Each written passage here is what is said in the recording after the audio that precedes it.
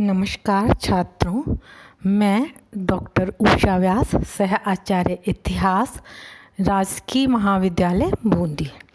आज हम भारतीय संविधान की कतिपय प्रमुख विशेषताओं के बारे में जानकारी प्राप्त करेंगे। इससे पूर्व जो भारतीय संविधान से संबंधित अध्याय था, उसमें हमने यह देखा था किस तरह से भारतीय संविधान का निर्माण हुआ। इससे पूर्व के जो भारत शासन अधिनियम थे, चार्टर एक्ट थे, उन्होंने किस तरह से भारतीय संविधान के निर्माण में पृष्ठभूमि का कार्य किया। अब हम आज देखते हैं भारतीय संविधान की प्रमुख विशेषताएं। किसी भी देश का जो संविधान होता है वह कतिपय सिद्धांतों पर आधारित होता है। प्रत्येक देश के संविधान की कुछ मौलिक विशेषताएं होती हैं और संविधान की यह विशेषताएं ही उस राष्ट्र के जीवन मार्ग को दर्शाती हैं। भारतीय संविधान दुनिया के संविधानों में एक विशिष्ट स्थान रखता है। भारत का जो संविधान है उसका उद्देश्य सामाजिक और आर्थिक विषमता समाप्त करना, प्रजातांत्रिक शासन पद्धति को भारत में लागू करना आदि है। इन कुछ प्रमुख विशेषताओं के साथ जो मुख्य विशेषताएं हैं उनको ध्यान में रखते हुए भारतीय संविधान की प्रमुख विशेषताओं को हम आगामी बिंदुओं में समझ सकते हैं। सबसे पहला जो हमारे संविधान की विशेषता है वह है विश्व का सबसे बड़ा संविधान। भारत के संविधान को विश्व का सबसे बड़ा संविधान होने का गौरव प्राप्त है। इसमें दुनिया के सभी संविधानों की अच्छाइयों को सम्मिलित किया गया है। भारत के संविधान में अमेरिकी संविधान से मूल अधिकार, ब्रिटिश संविधान से संसदीय प्रणाली, आयरिश संविधान से राज्य की नीति के निर्देशक तत्व तथा जर्मन संविधान से आपात उपबंधों को सम्मिलित किया गया है।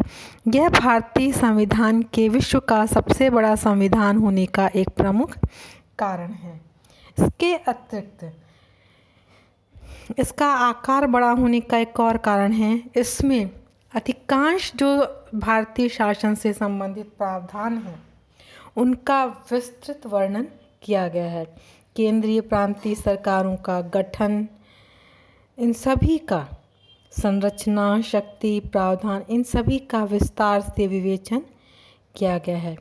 भारत अनेक भाषा भाषी, जनजातीय, अनेक धर्मों समूहों का देश है। इन सभी से उत्पन्न समस्याओं का उपचार करना संविधान का प्रमुख उद्देश्य रहा है।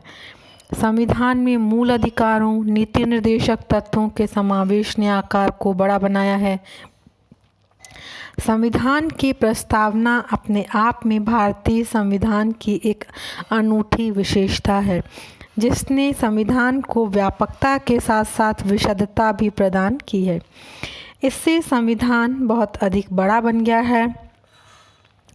केंद्र और राज्यों की शासन व्यवस्था के अतिरिक्त इसमें न्यायपालिका, निर्वाचन आयोग, लोक सेवा आयोग, राष्ट्रभाषा आयोग इत्यादि अनेक स्वायत्त संस्थाओं के संगठन एवं कार्यप्रणाली संबंधी व्यापक एवं स्पष्ट प्रावधान किए गए हैं। इन सभी तत्वों ने जहां संविधान को व्यापकता प्रदान की है, वहीं संविधान के आकार को भी बड़ा किया है। भारत का संविधान विश्व के सभी संविधानों की तुलना में केवल आकार में ही बड़ा नहीं है, बल्कि इसमें समाहित, विकसित व व्यापक मानवीय प्रावधानों के समावेश ने इसे विश्व का सबसे बड़ा संविधान होने का गौरव प्रदान किया जाता है। स्वयं संविधान निर्माताओं ने इसके विस्तृत होने के बारे में कहा था कि यदि ऐसा नहीं किया जाता तो भारतीय विविधताओं एवं अंतर विरोधों के अंतर्गत लोकतंत्र प्रणाली को कार्यशील किया जाना संभव नहीं होता। लेकिन भारतीय संविधान के व्यापकता को कुछ लोग एक गुण मानते हैं। उनके अनुसार इससे आम जन की समझ के अनुसार सरलता और बोधगम्यता इसमें बन पड़ी है। लेकिन एक पक्ष ऐसा भी है जो इसे दुर्गुण मानता है। वो कहता है कि इसके बड़े आकार के कारण इसमें अनेक अंतर्विरोध निहित हैं, जिनसे भ्रम और झगड़े उत्पन्न होते हैं। इस तरह से भारतीय संविधान एक बहुत विस्तृत संविधान है। भारतीय संविधान की दूसरी प्रमुख विशेषता प्रस्तावना युक्त संविधान है। भारतीय संविधान की प्रस्तावना इसकी एक उल्लेखनीय विशेषता है। यह प्रस्तावना संविधान के निर्माण के पूर्व ही अस्तित्वमान हो गई थी। पंडित नेहरू ने संविधान सभा के प्रथम अधिवेशन में 13 दिसंबर 1946 को संविधान के उद्देश्य संबंधी प्रस्ताव को प्रस्तुत किया था। प्रस्तावना में कहा गया है कि भारत की जनता के सभी अधिकारों के लिए संविधान सभा सामाजिक, आर्थिक और राजनीतिक न्याय तथा विचारों, आस्था और आराधना की अभिव्यक्ति की स्वतंत्रता प्रदान करता है। सभी मामलों में बिना किसी भेदभाव के अवसर की समानता सुनिश्चित की जाती है। सभी के बीच बराबरी, व्यक्ति का सम्मान, राष्ट्रीय एकता अर्जित करने का संकल्प करती है। संविधान के मूल प्रावधान में सामाजिक और आर्थिक न्याय को मूल आधार बनाया गया था।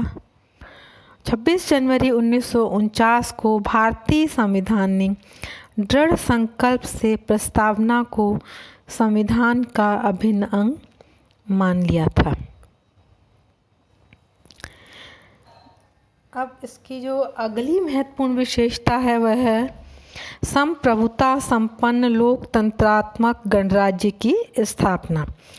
भारतीय संविधान की जो विशेषता है, भारत में संप्रभुता संपन्न लोकतंत्र स्थापित किया, जो कि इसकी महत्वपूर्ण विशेषता है। इसमें जनता को शक्ति का स्रोत माना गया है, अर्थात राज्य की शक्ति आम जनता में निहित है। संप्रभुता संपन्न राज्य उसे कहा जाता है जो पूर्णतः बाहरी नियंत्रण से मुक्त होकर अपनी गृह और विदेश नीति का निर्धारण करता है। भारत सरकार इस सिद्धांत पर खरी उतरती है। इसकी संप्रभुता किसी बाहरी शक्ति में सम्मिलित न होकर भारतीय जनता में निहित है। यही तत्व इसे लोकतंत्र का संस्थापक बनाता है। भारत की जनता के लिए जनता का राज्य लोकतंत्र, जनता के लिए जनता का राज्य लोकतंत्र अथवा प्रजातांत्रिक राज्य कहलाता है। संविधान में इसकी विशद व्याख्या की गई है। देश के सर्वोच्च प्रशासनिक तंत्र का निर्माण जनता द्वारा किया जाता है। संपूर्ण देश व प्रदेशों के प्रशासन संचालन का कार्य जनता के द्वारा चुने गए प्रतिनिधियों को सौंपा गया है एवं ये प्रतिनिधि अपने कार्यों के लिए जनता के प्रति उत्तरदायी माने गए हैं। लोकसभा एवं विधानसभाओं के चुनाव प्रत्येक 5 वर्ष में होते हैं, जिनके माध्यम से जनप्रतिनिधियों का चुनाव होता है। ये चुने हुए प्रतिनिधि संवैधानिक विधि से सरकारों का गठन करते हैं। ये सरकारें प्रशासन की सर्वोपरि शक्ति धारण करती हैं। अब हम देखते हैं संविधान की अगली विशेषता धर्मनिरपेक्षता एवं समाजवाद। संविधान की प्रस्तावना में धर्मनिरपेक्षता को सम्मिलित किया गया है, किंतु यह शब्द संविधान निर्माण के समय नहीं था। प्रस्तावना में यह था कि बिना किसी धार्मिक भेदभाव के सभी को सामाजिक, आर्थिक, राजनीतिक, न्याय, विचार अभिव्यक्ति, विश्वास, धर्म, उपासना, स्वतंत्रता और अवसर की स्वतंत्रता प्रदान की जाएगी। यह शब्द संविधान के 42वें संशोधन से जोड़ा गया है। धर्मनिरपेक्ष राज्य वह होता है जहाँ राजधर्म के रूप में किसी धर्म को मान्यता प्राप्त नहीं है। सभी धर्मों के साथ समानता का व्यवहार किया जाता है। भारतीय संविधान में धर्मनिरपेक्षता शब्दावली का प्रयोग विशेष कारणों से किया गया। स्वतंत्रता आंदोलन के दौरान सांप्रदायिकता के कारण भारत विभाजन हुआ। स्वतंत्रता के पूर्व भी और पश्चात भी राष्ट्रीय एकता और अखंडता के लिए यह चुनौती बनी रही। धर्मनिरपेक्षता की शब्दावली को संवैधानिक मान्यता इसी उद्देश्य से प्रदान की गई है कि राजनीति में धर्म के उपयोग को रोका जा सके। समाजवाद शब्द भी भारतीय संविधान में 42वें संविधान संशोधन द्वारा सम्मिलित किया गया है। 42वें संविधान संशोधन के पश्चात प्रस्तावना में संशोधन किया गया है कि हम भारत के लोग भारत को एक संप्रभुता संपन्न लोकतंत्रात्मक धर्मनिरपेक्ष समाजवादी गणराज्य बनाने के लिए दृढ़ संकल्प होकर इस संविधान को अंगीकृत करते हैं। भारतीय समाजवादी सोच एक अनूठी सोच रही है। इसके अंतर्गत उत्पादन के साधनों पर सरकारी नियंत्रण पूर्णतः नहीं रखा गया। मिश्रित अर्थव्यवस्था जिसमें निजी और सरकारी क्षेत्र में उत्पादन और वितरण की व्याख्या रखी गई। तथाकथित सार्वभौमिकरण की आड़ में भारतीय संविधान में वर्णित समाजवाद अप्रासंगिक होता जा रहा है। अब तो शिक्षा और स्वास्थ्य जैसे कार्य जो लोकतांत्रिक सरकारों के हैं वे भी निजी क्षेत्र में सौंपे जा रहे हैं। अब है संसदीय शासन प्रणाली की स्थापना। भारत के संविधान में केंद्र और राज्यों में संसदीय शासन प्रणाली की स्थापना की गई है। भारत के कुछ प्रांतों में स्वतंत्रता के पूर्व भी द्विसदनीय व्यवस्था क्रमशः विधानसभा और विधान परिषद अस्तित्व में थी। नए संविधान में इसे बनाए रखा गया है, किंतु इसे अनिवार्य संसदीय प्रणाली का अंग मान लिया गया है। संसदीय सरकार की अवधारणा ब्रिटेन के संविधान से ली गई है। वास्तव में इसके विकास के ऐतिहासिक कारण भी रहे हैं। 1909 से 1935 के दौरान पारित किए गए भारत सरकार अधिनियमों के अंतर्गत संसदीय प्रणाली का विकास आज़ादी के पूर्व हो चुका था। संसदीय प्रणाली के अंतर्गत संसद को केंद्र व राज्यों की सर्वोच्च शक्तियाँ प्रदान की गई हैं। भारत में संपूर्ण कार्यपालिका की शक्तियाँ मंत्रिमंडल को प्राप्त होती हैं। इसका मुखिया प्रधानमंत्री होता है। मंत्रिपरिषद के सदस्य अनिवार्य तौर पर संसद के सदस्य होते हैं। भारत की इस संसदीय प्रणाली में यद्यपि अनेक दोष उत्पन्न हो गए हैं। राजनीतिक दलों के सदस्य अपने निहित स्वार्थों की पूर्ति को प्राथमिकता देने लगे हैं। संसदीय सरकार सही अर्थों में अल्पमत सरकार बनकर रह जाती है। केंद्र में पूर्ण बहुमत के साथ 15% मतों से सरकार बन जाती है। ऐसा राजनीतिक दलों के बाहुल्य के कारण भी होता है। संसदीय शासन पद्धति के साथ साथ बहुदलीय पद्धति भी जुड़ी हुई है। यह भारतीय नागरिकों को प्राप्त मूल अधिकार के कारण अस्तित्व में आई, किंतु यह बहुदलीय व्यवस्था संसदात्मक शासन पद्धति में विसंगतियां उत्पन्न कर रही है। इस तरह से भारतीय संसदात्मक प्रणाली में इस समय बहुत सारे दोष उत्पन्न हो गए हैं।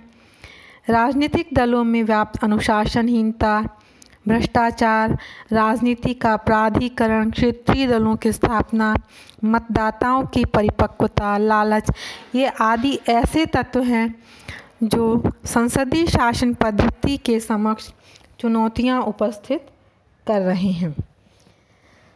अगला जो हम विशेषता देखते हैं वो है वयस्क मताधिकार। वयस्क मताधिकार भारतीय संविधान की उल्लेखनीय विशेषता है। मताधिकार जहाँ पहले यूरोपीय देशों में प्रजातंत्र के लिए प्रारंभ हुआ, वहाँ भी प्रारंभ में यह धर्म, शिक्षा एवं आर्थिक आधारों पर था, जबकि भारत में यह वयस्क मताधिकार के आधार पर प्रदान किया गया। इसका कारण यह रहा कि स्वतंत्रता आंदोलन के दौरान ही कांग्रेस ने 1920 से ही वयस्क मताधिकार की मांग की थी। इसके अंतर्गत बिना किसी आर्थिक, सामाजिक, शैक्षणिक एवं धार्मिक भेदभाव के सभी वयस्कों को मताधिकार प्रदान करने की मांग की गई थी। क्योंकि कांग्रेस आज़ादी के पूर्व से ही वयस्क मताधिकार के पक्ष में थी, स्वाभाविक था कि आज़ादी के बाद भारत में वयस्क मताधिकार का लागू किया जाना। वयस्क मताधिकार की एक और विशेषता है, इसके माध्यम से प्रत्यक्ष निर्वाचन की व्यवस्था रखी गई है। वयस्क मताधिकार अपने आप में क्रांतिकारी कदम था। स्वतंत्र भारत के संविधान में पूर्ण वयस्क मताधिकार को व्यापक रूप में स्वीकार किया गया है। हम इसे जो है वयस्क मताधिकार से प्रत्येक वयस्क नागरिक को मताधिकार प्राप्त होने से सरकार के निर्वाचन में अधिसंख्य जनता की भागीदारी सुनिश्चित हुई है। अब हम अगला देखते हैं। जो भारत का संविधान है उसका झुकाव संघ की तरफ अधिक है, संघात्मक संविधान है। इसमें प्रांतों को अधिकार कम दिए गए हैं। भारत जो है राज्यों का संघ है, सभी राज्यों का संचालन एक संघीय संविधान से होता है।